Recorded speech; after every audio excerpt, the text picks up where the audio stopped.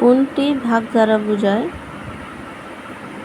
শিরে সংক্রান্তি। কবি কায়কোবাদ রচিত মহাশ্মশান কাব্যের ঐতিহাসিক পটভূমি ছিল তৃতীয় পানিপথের যুদ্ধ। প্রদীপ নিভিয়া গেল, এ বিখ্যাত বর্ণনা কোন উপন্যাসের? বঙ্কিমচন্দ্রের কপালকুণ্ডলা। মাতৃভাষায় যাহার ভক্তি নাই, সে মানুষ নহে। উক্তিটি কার? উক্তিটি হচ্ছে মীর মশাররফ হোসেনের। ভাষা আন্দোলন ভিত্তিক প্রথম পত্রিকার সম্পাদকের নাম কি?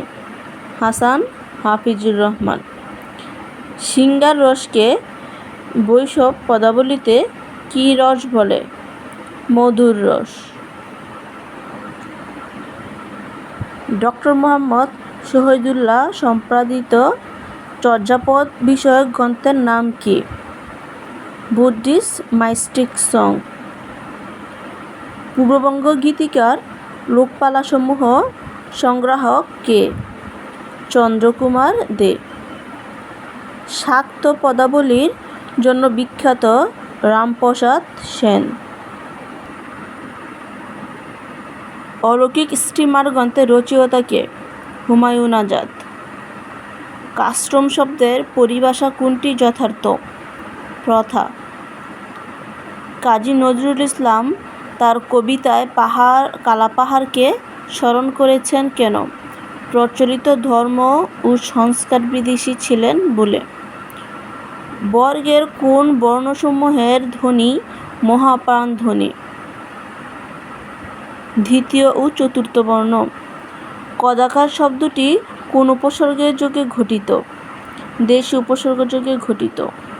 মুক্তাক্ষর ও বদ্যাক্ষর একমাত্রা গণনা করা হয় কোন ছন্দে? স্বরবৃত্ত ছন্দে। নিচের কোনটি অশুদ্ধ? দোষী, নির্দোষী। সঠিক হবে দোষী, নির্দোষ। কল্লোল পত্রিকার প্রথম সম্পাদকের নাম কি? দীনেশ রঞ্জন দাস। সৈয়দ মোস্তফা সিরাজের গ্রন্থ কোনটি? অলিক মানুষ। আমি এ কথা এ ব্যথা সুখ ব্যাকুলতা কাহার চরণতলে দিব নিছনি। রবীন্দ্রনাথের এই গানে নিছনি কী অর্থে ব্যবহৃত হয়েছে? পুজো অর্থে। ধর্ম সাধারণত লোকের সংস্কৃতি, আর সংস্কৃতি শিক্ষিত মার্জিত লোকের ধর্ম। কে বলেছেন? মোতাহার হোসেন চৌধুরী। চর্যাচর্য বিনির্ণয় এর অর্থ কী? কোনটি আচরণীয় আর কোনটি নয়? গৌরক্ষ বিজয় কাব্য কোন ধর্মমতের কাহিনী অবলম্বনে লেখা? নাথ ধর্ম। মোহাম্মদ আব্দুল হাই রচিত ধ্বনিবিজ্ঞান বিষয়ক গ্রন্থের নাম কি? ধ্বনিবিজ্ঞান ও বাংলা ধ্বনিতত্ত্ব। জলস্থলে কি সমাস? অলুক দ্বন্দ্ব সমাস। ও কোন ধরনের স্বরধ্বনি? যৌগিক স্বরধ্বনি। বিস্ময়াপন্ন সমস্ত পদটির সঠিক ব্যাসবাক্য কোনটি? বিস্ময়কে আপন্ন। নিচের কোন বানানগুচ্ছের সবগুলো বানানই অশুদ্ধ? ক নিকন, সুচগ্র, অনূর্ধ্ব। কোন বাক্যটি শুদ্ধ?